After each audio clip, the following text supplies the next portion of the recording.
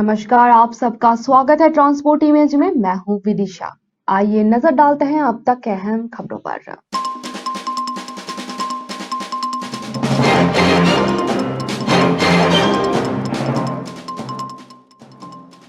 पहाड़ों पर अभी और गिरेगी बर्फ, दिल्ली को मिलेगी ठंड से राहत। अगले 4-5 दिन तक साफ रहेगा मौसम।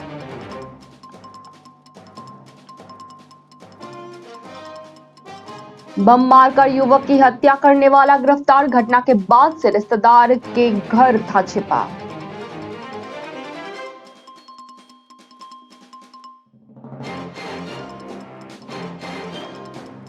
विशाखापत्तनम होगी आंध्र प्रदेश की नई राजधानी, सीएम जगन रेड्डी का ऐलान।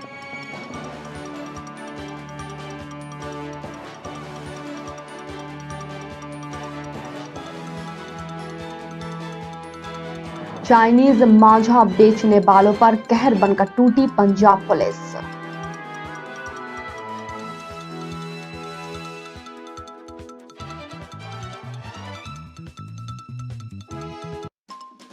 ओला कैब चालक को गोली मारकर लूटी कार, दिल्ली से सिरसा के लिए की थी बुक।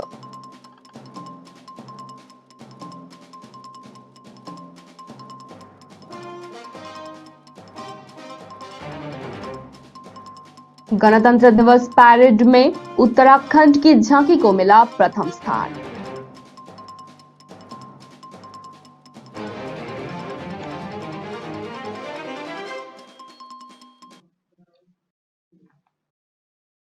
पंजाब सरकार द्वारा सिंथेटिक सामग्री से बनी चाइनीज मांझों की बिक्री, भंडारण और खरीद पर पाबंदी लगाने के आदेशों के बाद पंजाब पुलिस ने 1 सप्ताह के भीतर इस घातक मांझा बेचने वाले 56 लोगों को गिरफ्तार किया है।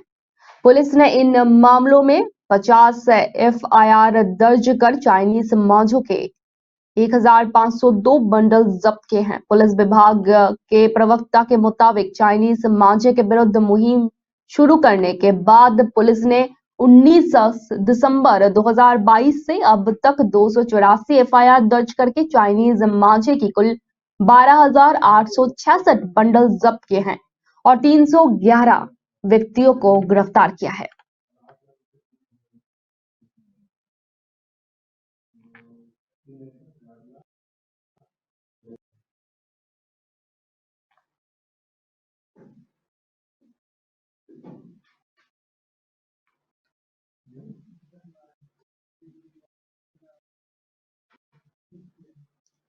आंध्र प्रदेश की राजधानी में बदलाव किया गया है। अब राज्य की राजधानी अमरावती नहीं होगी। मुख्यमंत्री वाईएस जगनमोहन रेड्डी ने मंगलवार को इसे लेकर बड़ा ऐलान किया है। उन्होंने ऐलान किया है कि विशाखापत्तनम को दक्षिण भारतीय राज्य आंध्र प्रदेश की नई राजधानी के रूप में जाना जाएगा। अब उनके अनुसार आंध्र प्रदेश के एक नए राजधानी की घोषणा 9 साल बाद हुई है, जब तेलंगाना राज्य को उसके क्षेत्र से अलग किया गया था और हैदराबाद को उसकी राजधानी के रूप में दिया गया था।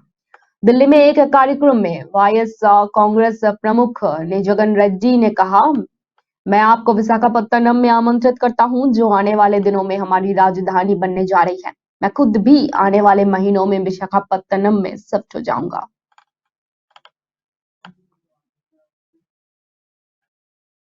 देवघर के नगर थाना क्षेत्र के बसमत्ता मोहल्ले में 11 जनवरी को लक्ष्मी यादव नाम की व्यक्ति की बम से हमला कर हत्या कर दी गई थी। इसके बाद पुलिस लगातार इस कांड के खुलासे के लिए छापेमारी अभियान चला रही थी। इस मामले में पुलिस ने दूसरे अभियुक्त को गिरफ्तार कर लिया है। इससे पहले अक्रम को गिरफ्तार कर जेल भेज चुका है। हालांकि मामले में कुछ आरोपी अब भी फरार चल रहे हैं। देवघर एसडीपीओ पवन कुमार ने इस संबंध में जानकारी देते हुए कहा कि बम से हत्या मामले में मधुपुर से दूसरे अभियुक्त की गिरफ्तारी की गई है। गिरफ्तार अभियुक्त का नाम विष्णु प्रसाद यादव है। इसने ही लक्ष्मी यादव की हत्या की साजिश रची थी और घटना को अंजाम देने में भी शामिल था। आरोपी को पूछताछ के बाद जेल भेज दिया गया है। उन्होंने बताया कि विष्णु प्रसाद वारदात को अंजाम देने के बाद मधुपुर में अपने एक रिश्तेदार के घर में छुपा हुआ था। स्थानीय पुलिस की मदद से उसे गिरफ्तार किया गया। जमीन विवाद में वारदात को अंजाम दिया गया था। मामले में फरार अन्य आरोपियों को भी जल्द गिरफ्तार कर लिया जाएगा।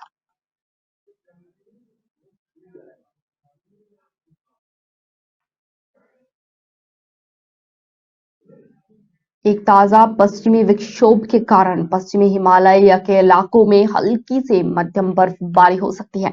इसकी वजह से उत्तर पश्चिम भारत में अगले 48 घंटों में तापमान में 2 से 3 डिग्री सेल्सियस की वृद्धि हो सकती है। IMD के वैज्ञानिकों नरेश कुमार ने कहा कि अगले 5 से 6 दिनों तक दिल्ली और आसपास के इलाकों में शीतलहर की कोई संभावना नहीं है। इससे पहले मंगलवार को दिल्ली में सवेरे धुंध के चादर दिखाई दिए। इसके कारण दिल्ली NCR में दृश्यता कम हो गई। System of air quality and weather forecasting and research यानी कि सफार के मुताबिक दिल्ली एयरपोर्ट पर एयर क्वालिटी इंडेक्स यानी कि AQI 180 था। इस बीच भारत मौसम विज्ञान विभाग ने दिन के दौरान न्यूनतम तापमान 9 डिग्री सेल्सियस के आसपास और अधिकतम तापमान 22 डिग्री सेल्सियस के आसपास रहने की भविष्यवाणी की है। एक दिन पहले ही दिल्ली में अधिकतम तापमान 18.9 डिग्री रहा था। इसके साथ ही मौसम विभाग ने तेज हवाएं चलने की भविष्यवाणी की है। सवेरे की धुंध को देखते हुए इंदिरा गांधी इंटरनेशनल एयरपोर्ट पर अधिकारियों ने यात्रियों के लिए फॉग अलर्ट जारी किया था। एयरपोर्ट ने यात्रियों से अनुरोध किया है कि उड़ान की ताजा अपडेट जानकारी के लिए संबंधित एयरलाइंस पर वो संपर्क करते रहें।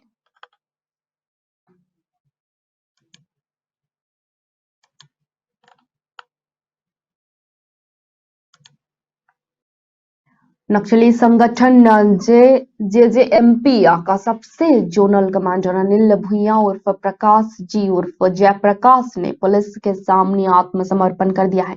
झारखंड सरकार के आत्मसमर्पण नीति से प्रभावित होकर नक्सली कमांडर ने पलामू SP चंदन कुमार सिन्हा और CPRF 134 बटालियन के कमांडेंट के समक्ष आत्मसमर्पण किया है। अनिल भुइयां का कई आपराधिक इतिहास रहा है। कई नक्सली वारदात में पलामू और गढ़वा पुलिस को उसके तलाशी थी। मामले का खुलासा करते हुए SP चंदन कुमार सिन्हा ने बताया कि पलामू के चैनपुर थाना क्षेत्र के डोकड़ा सिमरहट टोला निवासी कपिल भुइयां का पुत्र अनिल भुइयां अपने घर छुट्टी में आया हुआ था। इन दोनों संगठन के कार्यकलाप से संतुष्ट नहीं था। यही वजह है कि आत्मसमर्पण नीति के तहत पुलिस के समक्ष आत्मसमर्पण कर दिया उसने। चैनपुर थाना क्षेत्र के कुकुरकोटा गांव में स्पॉटिंग गाड़ी पर पेट्रोल डालकर आग लगाने समेत कई कांड में पुलिस को इसकी तलाश थी। इस मामले में केंद्र ने पहले ही हाई कोर्ट को बताया था कि मातृत्व की उम्र में प्रवेश करने वाले लड़कियों की न्यूनतम उम्र के मुद्दे का अध्ययन करने के लिए एक टास्क फोर्स गठित किया जाएगा।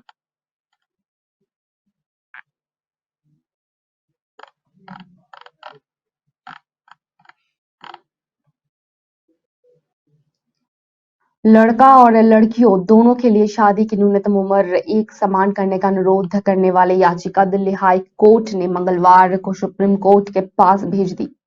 दरअसल याचिकाकर्ता ने चीफ जस्टिस सतीश चंद्र शर्मा और जस्टिस सुब्रमण्यम प्रसाद की पीठ को सुप्रीम कोर्ट के 13 जनवरी के आदेश के बारे में बताया, जिसे मौजूदा याचिका सुप्रीम कोर्ट को ट्रांसफर कर दी गई है।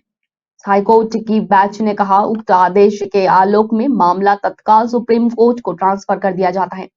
रजिस्ट्री को फौरन रिकॉर्ड सुप्रीम कोर्ट के पास ही भेजने का निर्देश दिया जाता है।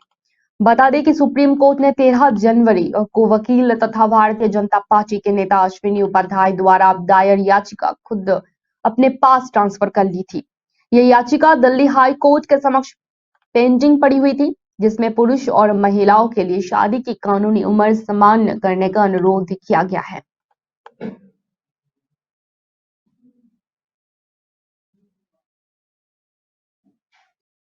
एयर इंडिया की फ्लाइट में पेशाब कांड के आरोपी शंकर मिश्रा को मंगलवार को दिल्ली की पटियाला हाउस कोर्ट ने जमानत दे दी।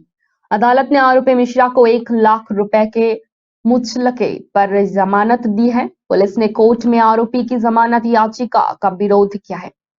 पुलिस ने कहा कि इस घटना के चलते अंतर्राष्ट्रीय तौर पर भारत की छवि खराब हुई है। आरोपी शंकर मिश्रा पर आरोप है कि उसने पिछले साल 26 नवंबर को एयर इंडिया के न्यूयॉर्क नई दिल्ली की फ्लाइट में बिजनेस क्लास में महिला पर पेशाब कर दिया था। अदालत ने सोमवार को जमानत याचिका पर अपना आदेश सुरक्षित रखते हुए विमान की 9वीं सीट पर बैठी एक गवाह इला बनर्जी द्वारा मामले में दिए गए एक विपरीत बयान को खारिज कर दिया था। न्यूयॉर्क दिल्ली एयरलाइन की उड़ान में शिकायतकर्ता की ठीक बगल में 9 सीट पर बैठी महिला के बयान का जिक्र करते हुए अतिरिक्त सत्र न्यायाधीश हरजोत सिंह भल्ला ने कहा कि आपके गवाह तो अभी ही आपके पक्ष में बयान नहीं कर रहे हैं। सुनवाई के दौरान पुलिस ने कोर्ट को बताया कि इस घटना के कारण भारत की विश्व स्तर पर बदनामी हुई है। दिल्ली पुलिस ने इस मामले में पीड़ित महिला की शिकायत के आधार पर 4 जनवरी को शिकायत दर्ज की थी।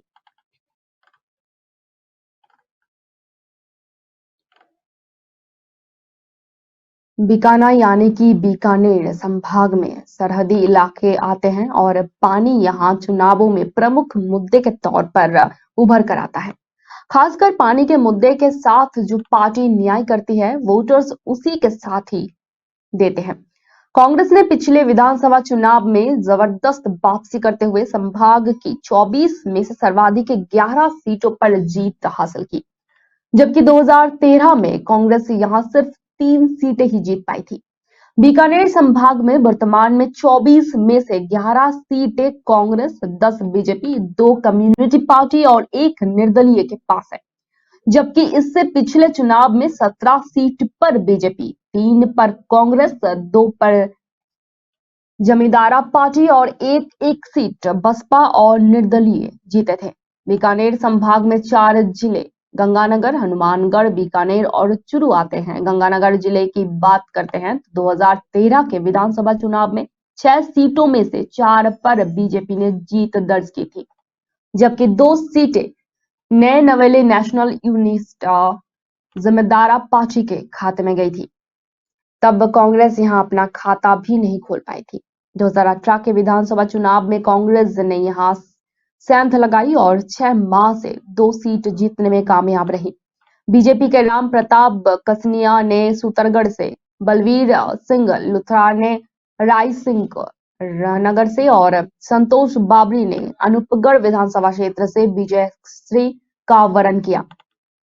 श्रीगंगानगर से निर्दलीय प्रत्याशी राजकुमार गौड़ ने जीत दर्ज की। गंगानगर जिले के 4 सामान्य सीटें में सदोल शहर, गंगानगर, करणपुर, सुतारगढ़ है, जबकि रायसिंह नगर और अनूपगढ़ आरक्षित सीटें हैं।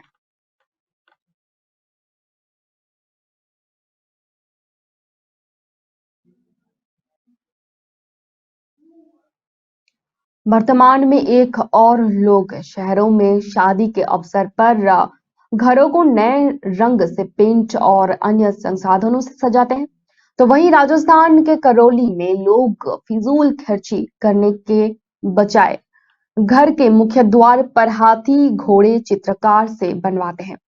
हाथी घोड़े बनवाने की ये परंपरा यहाँ पर रियासत काल से ही चलती आ रही है। आज भी यहाँ पर शादियों के अवसर पर स्थानीय लोग घर के मुख्य द्वार पर हाथी घोड़े बग्गी 4 सिपाही चित्रकार से बनवाते हैं।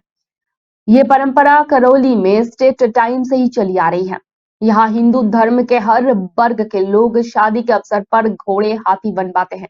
जिस घर पर चित्रकारी करते हैं उस घर के लोग शगुन के रूप में 501 रुपए से लेकर 2100 रुपए और मिठाई देते हैं। वहीं दूसरे और युवा चित्रकार से पता चलता है कि इस परंपरा से शादियों के सीजन में रोजगार भी उपलब्ध होता है और उन्हें इस कला को जानने वाले करौली में सिर्फ अब 10 से 15 ही चित्रकार बचे हुए हैं।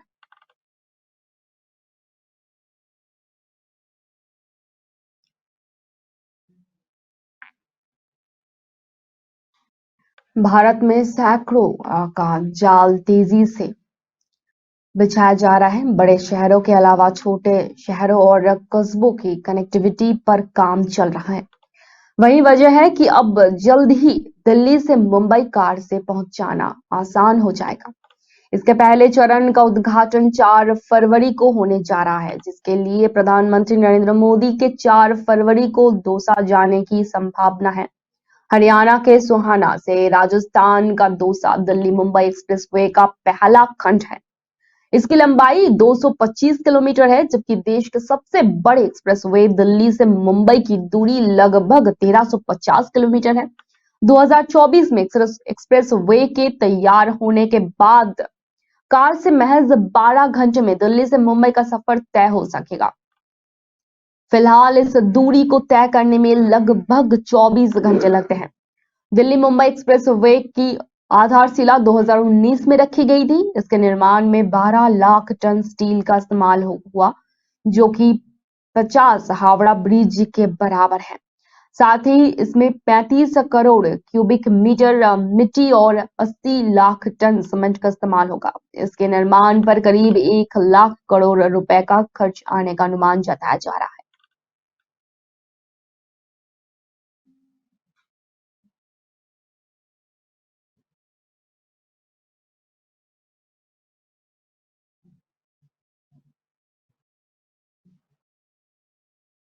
समाजवादी पार्टी के राष्ट्रीय महासचिव स्वामी प्रसाद मौर्य कानपुर एक निजी कार्यक्रम में शिरकत करने पहुंचे। यहां पर पूर्व विधायक और सपा नेता भगवती सागर की बेटी के कार्यक्रम में पहुंचे थे। यहां पर उन्होंने बागेश्वर धाम के धीरेन्द्र शास्त्री पर भी जमकर वार किया। उन्होंने धीरेन्द्र शास्त्री को ढोंगी और पाखंडी बताया। दरअसल इन दिनों देश भर में बागेश्वर धाम के धीरेन्द्र शास्त्री को लेकर भी जंग छिड़ी हुई है। कुछ लोग उनके समर्थन में जुटे हुए हैं, तो कुछ लोग मुखर होकर उनका विरोध कर रहे हैं। वहीं इन दिनों रामचरितमानस पर विवादित बयान देकर चौतरफा घिरे समाजवादी पार्टी के नेता स्वामी प्रसाद मौर्य का अभी भी रुख बदलने का नाम नहीं ले रहे हैं। उन्होंने इस बार बागेश्वर धाम के धीरेन्द्र शास्त्री को भी धर्म के नाम पर लूटने वाला बताया है। उन्होंने कहा है कि वो सिर्फ और सिर्फ पाखंड को बढ़ावा दे रहे हैं। दुनिया आज चांद पर जा रही है और ये लोग देश को और पीछे धकेल रहे हैं। धर्म के नाम पर लोगों को गुमराह कर रहे हैं, उन्हें लूट रहे हैं।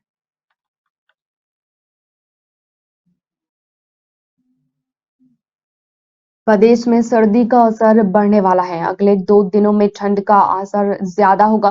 न्यूनतम तापमान 2 से 4 डिग्री सेल्सियस तक की गिरावट दर्ज की जा सकेगी। न्यूनतम तापमान में गिरावट से कनकनी महसूस हो सकती है। हालांकि अनुमान ये भी है कि अधिकतम तापमान जो को तब बना रहेगा, लेकिन उसमें भी आंशिक रूप से कमी होने की संभावना जताई गई है। न्यूनतम तापमान में भारी कमी आने से राज्य में ठंड बढ़ सकती है। वहीं पटना में 4 से 5 डिग्री तक पारा लुढ़क गया है।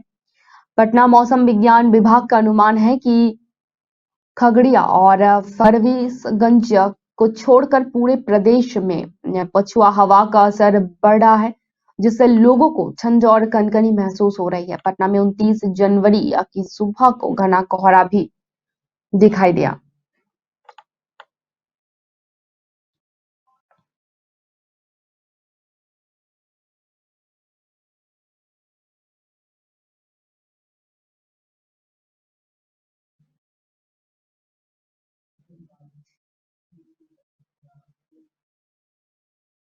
जिले के कंटगी में जीएसटी अदा करने में गड़बड़ी पाए जाने पर एक व्यापारी के खिलाफ 55 लाख रुपए का जुर्माना लगाया गया है। जबलपुर से प्रदेश जीएसटी की 7 सदस्यीय टीम ने सौरभ ट्रेडर्स के ठिकानों पर 27 जनवरी को दाविश दी है। लगातार 4 दिनों तक चली कार्रवाई के बाद सौरभ ट्रेडर्स के संचालक ने लगभग 55 लाख रुपए सरेंडर किए। 30 जनवरी को जांच समाप्त कर उक्त व्यापारी से रकम लेकर डीआरसी 3 के माध्यम से वाणिज्य कर विभाग यानी कि कॉमर्शियल टैक्स डिपार्टमेंट ने में जमा कर लिए हैं। घोड़ेघाटा में संचालित सौरभ ट्रेडर्स में आए दिन जीएसटी विभाग को शिकायत मिल रही थी। शिकायत के बाद दस्तावेज खंगोलने के लिए 27 जनवरी सुबह 7 बजे 7 सदस्यीय टीम ने राज्य कर अधिकारी डॉक्टर आलोक मिश्रा के नेतृत्व में मध्य प्रदेश माल एवं सेवा कर अधिनियम 2017 की धारा 67 के तहत दाविश दी। 7 सदस्यीय टीम ने लगातार 4 दिनों तक दस्तावेज खंगाले। जांच के दौरान स्टॉक और बिक्री दस्तावेजों में पाया गया कि सौरभ ट्रेडर्स संचालक राजेश जमुन पानी ने जीएसटी चोरी की।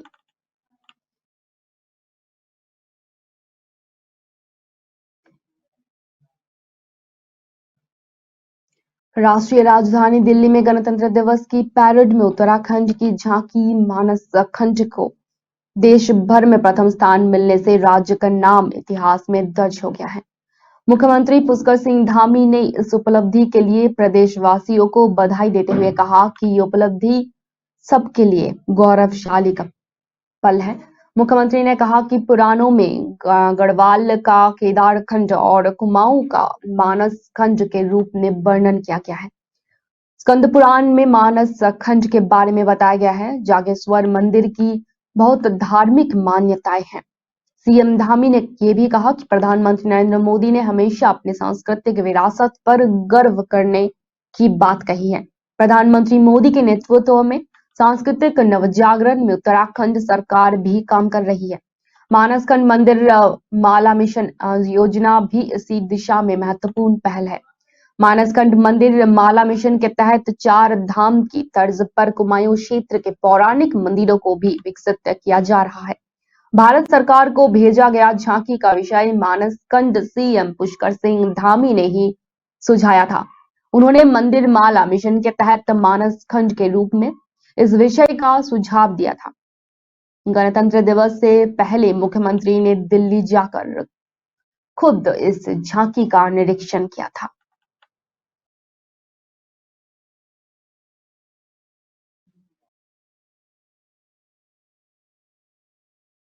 दिल्ली से सिरसा के लिए ओला कैब को बुक करके 3 युवकों ने फतेहाबाद के गांव करनोली के पास गोली मारकर उसकी स्विफ्ट डिजायर का कार और नकदी लूट ली। घायल चालक को अस्पताल में भर्ती करवाया गया था।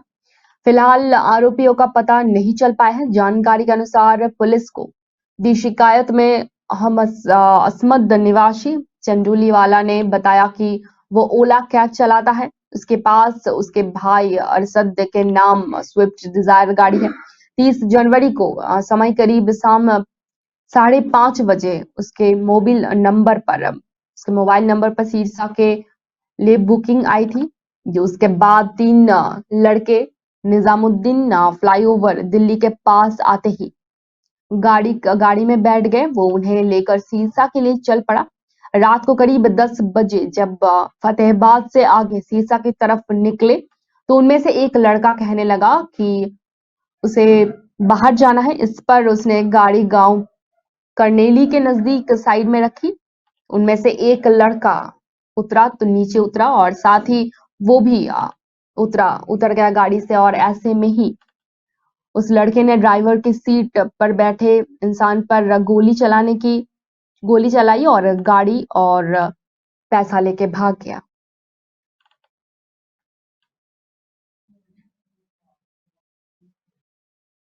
अब तक के लिए इतना ही। धन्यवाद।